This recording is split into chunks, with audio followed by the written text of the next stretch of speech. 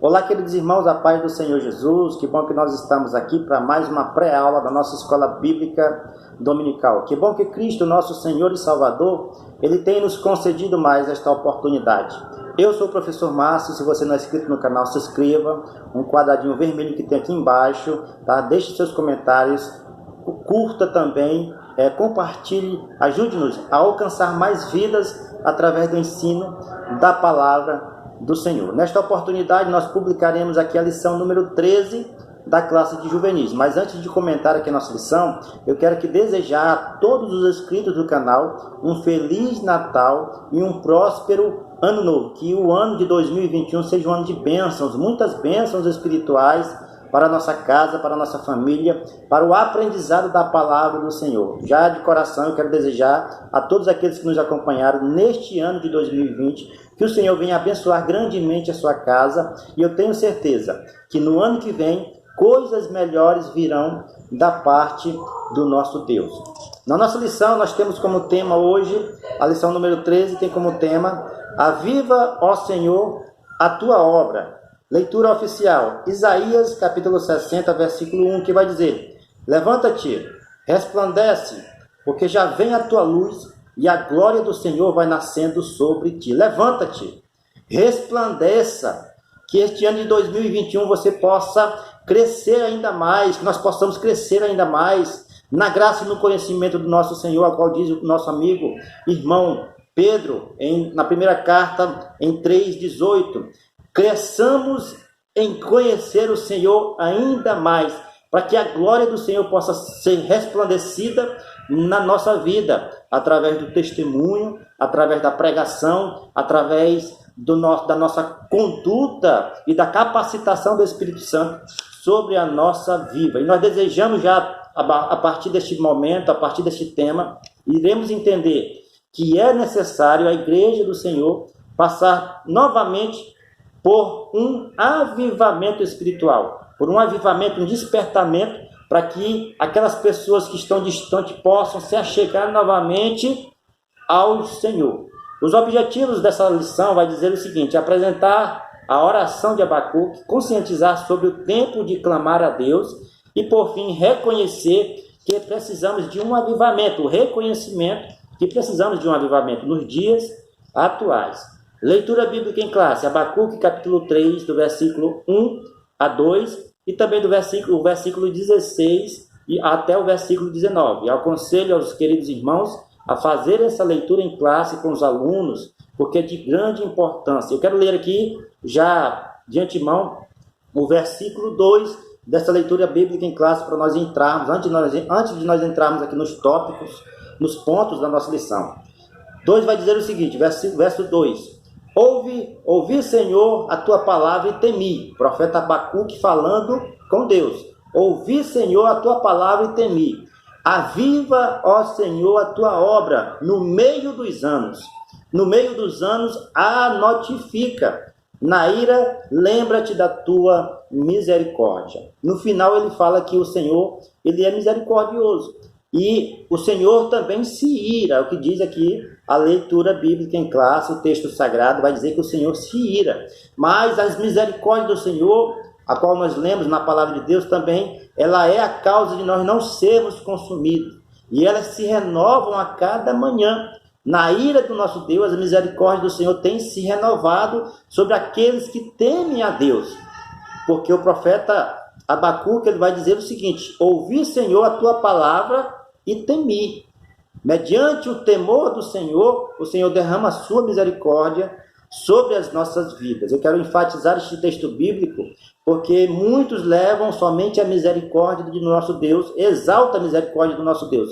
Mas o nosso Deus também é um Deus de juízo, ele é um Deus de ira, e ele pratica a sua justiça sobre a humanidade. É isso que nós vamos ver aqui um pouco nos tópicos, nos pontos dessa lição. O primeiro ponto dessa lição vai dizer o seguinte: a oração do profeta Abacuque, o caos na nação. Abacuque foi contemporâneo do profeta Jeremias. Ele profetizou no período do reinado de Joaquim, na região do sul, pois era um tempo de grande angústia e incerteza. Nessa época, Judá ficou sob o domínio egípcio até o período do cativeiro babilônico. Após a morte de Salomão, filho de Davi, o reino de Israel se dividiu em dois: reino de Judá, ou reino do sul, e reino do norte, ou reino de Israel. Judá foi a região em que o profeta Abacuque ele foi levantado por Deus para profetizar. E ele foi contemporâneo a Jeremias, ou seja, quer dizer que ele viveu no mesmo tempo que o profeta Jeremias. E ele viu a corrupção, ele viu a nação de Judá se distanciando dos caminhos do Senhor através da idolatria. Eles estavam adorando outros deuses, eles estavam praticando cultos pagãos, juntamente com o culto sagrado a Deus, e o Senhor estava querendo derramar a sua ira, ou seja, até mesmo o Senhor estava querendo levar este povo cativo, ainda mais para um cativeiro pior. Eles passaram por um período de angústia no cativeiro egípcio, e depois disso aconteceu, os irmãos sabem que aconteceu com o cativeiro babilônico. Depois disso, a nação de Judá foi levada como cativo para a Babilônia, e ali eles passaram 70 anos longe da sua terra, sem poder ter uma terra, sem poder ter a sua plantação, sem poder, longe do templo sagrado, sem poder adorar ao único e verdadeiro Deus, né, separadamente, exclusivamente a Deus. Eles sofreram com isso. E isto era um motivo, era uma consequência, que é o que nós vamos ver aqui no segundo subtópico, é uma consequência do desvio da adoração ao Deus vivo e Criador dos céus e da terra. A nação de Israel aprendeu muito com isso. Né? Ao longo do tempo, nós vemos que ela tem aprendido. Na ocasião do bezerro de ouro, após eles saírem do Egito, rumo à terra Canaã, rumo à terra prometida, que é Canaã, passando ali pelo deserto, houve a ocasião do bezerro de ouro. Moisés foi para o monte orar, para poder pegar e receber de Deus as tábuas da lei, os 10 mandamentos. E na segunda vez que ele foi, que ele desceu, o povo tinha se corrompido e estava adorando o bezerro de ouro. Então acontece uma grande disputa, uma grande briga, e a metade daqueles israelitas mortos à espada, e aqueles que desejariam viver adorando o único Deus Criador do céu e da terra ficaram do lado de Moisés e sobreviveram e continuaram a sua caminhada. Então a gente vê que a idolatria, o Senhor sempre bateu forte para que a nação de Israel não pudesse desviar a sua adoração ao Senhor nosso Deus. E isto é como consequência. A consequência foi que eles estavam numa degradação espiritual, e o Senhor lançou o povo em um caos social. O cativeiro babilônico, eles não tinham mais a liberdade que eles tinham na sua terra, tiveram que se socializar e deixar que fosse infiltrado a idolatria e a adoração a outros deuses no meio da nação. Terceiro subtópico: o poder da oração. Capítulo 3 do livro de Abacuque tem uma característica cultica de um hino de adoração, bem parecido com textos similares encontrados em Salmos. Entretanto, o capítulo 3, apenas no versículo 2, encontramos uma petição. Embora 2 capítulos anteriores houvessem muitas indagações, no capítulo 3 o profeta reconheceu que o povo precisava ser reavivado na fé através da oração. A oração, ela move montanhas. A oração, ela chega em algum lugar, ela chega nos lugares onde muitas das vezes nós não podemos ir. Às vezes nós temos um amigo, um ente querido, um familiar que precisa de uma resposta de Deus. E a gente conversa com ele, fala de Deus, fala das grandezas do Senhor, fala que Deus é capaz de libertar, de restaurar, de salvar, de trazer tudo aquilo que ele perdeu. E às vezes a pessoa não dá ouvido.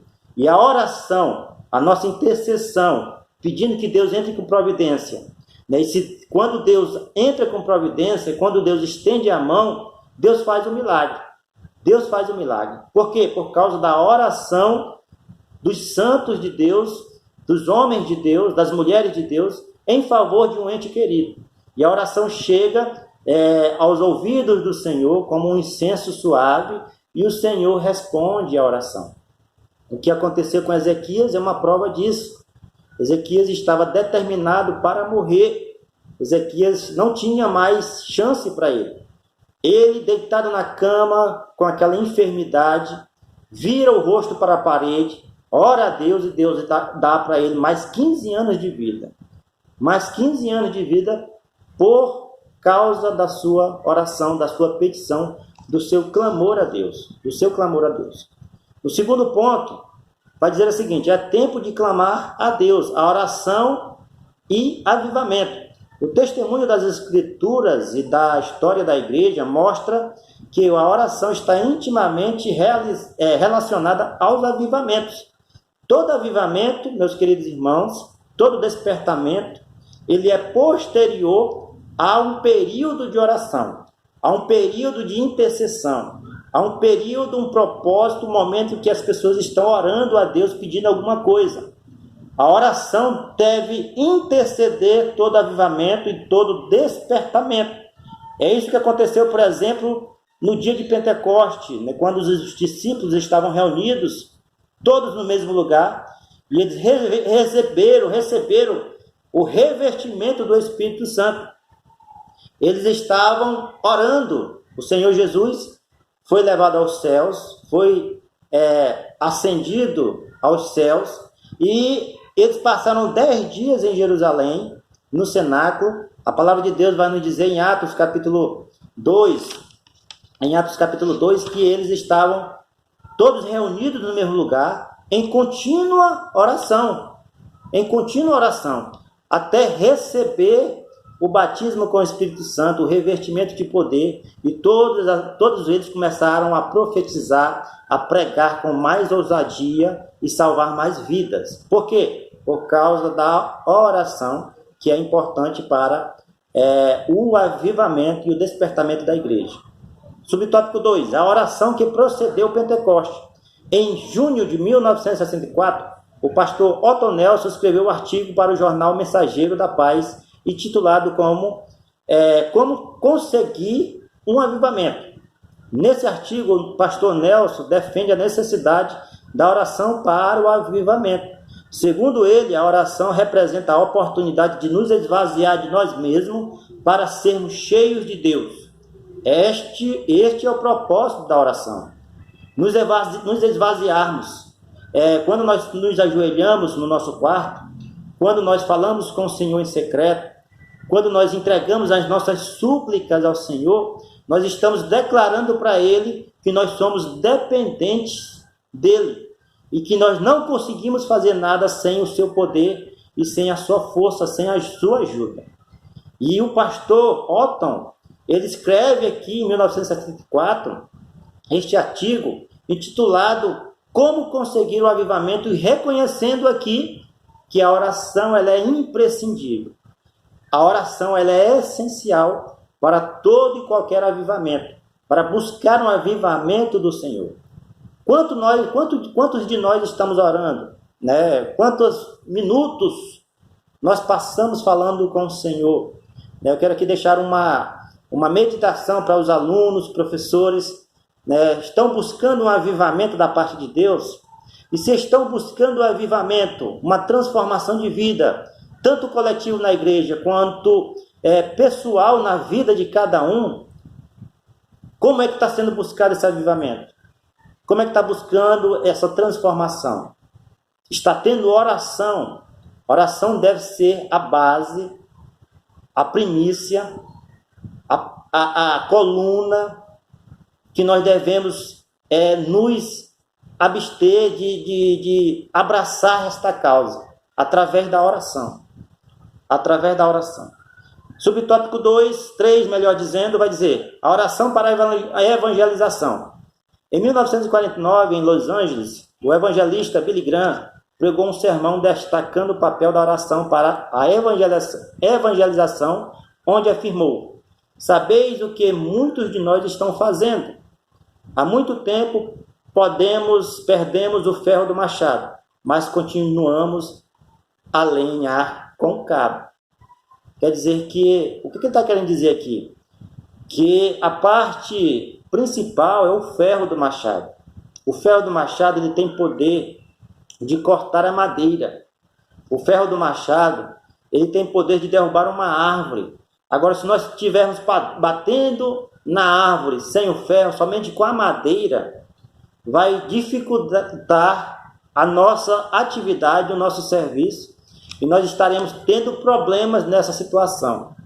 Ele faz essa comparação do evangelismo, que nós precisamos evangelizar em primeira mão, acreditando no poder da oração, que é como se fosse o ferro do machado.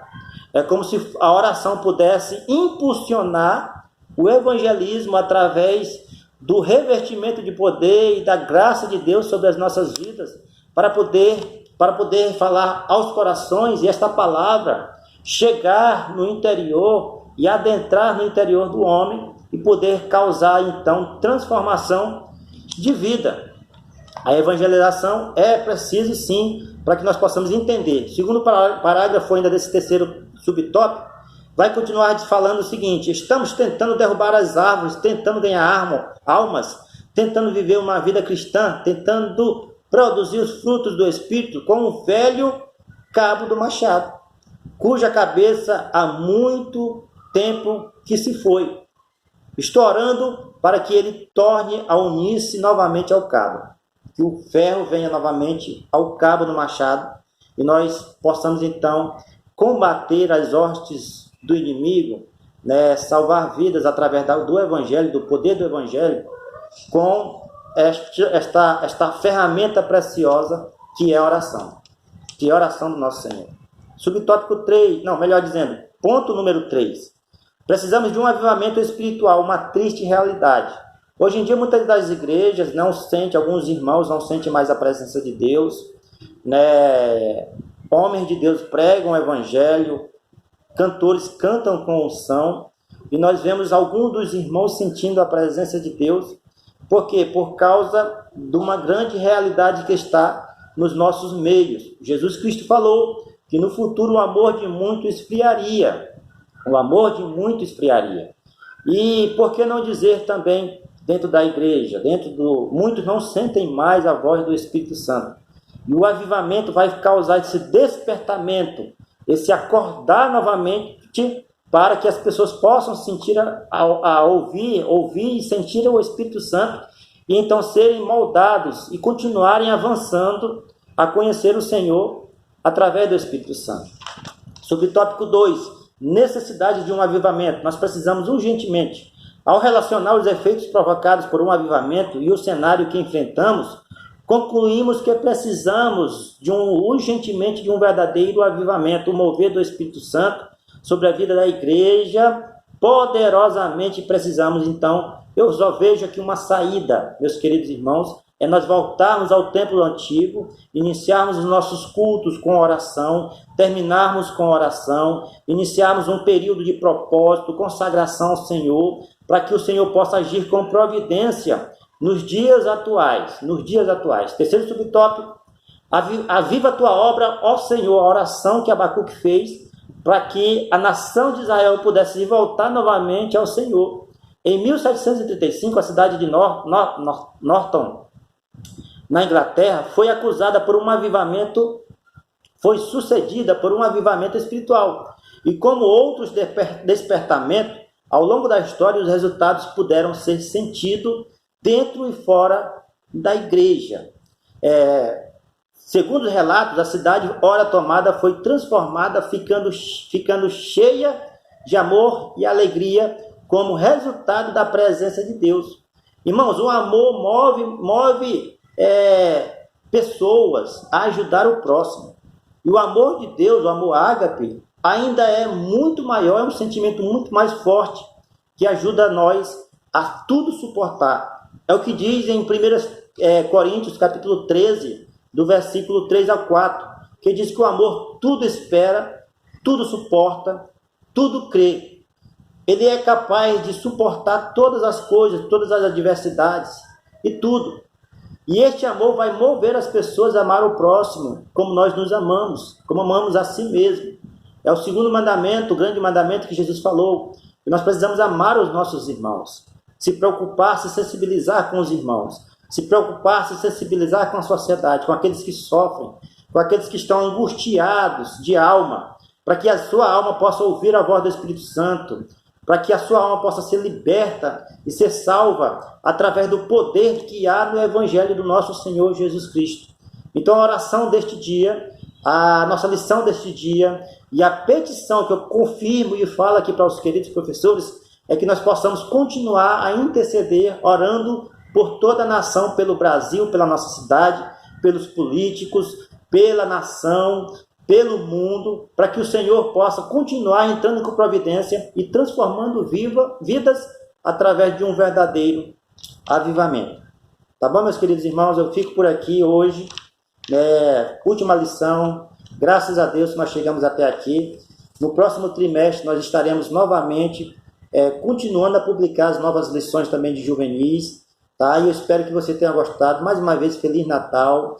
Próspero ano novo, um ano novo cheio de bênçãos da paz do Senhor para você, e que o Senhor nos abençoe em nome de Jesus. Fiquem todos na paz e até a próxima.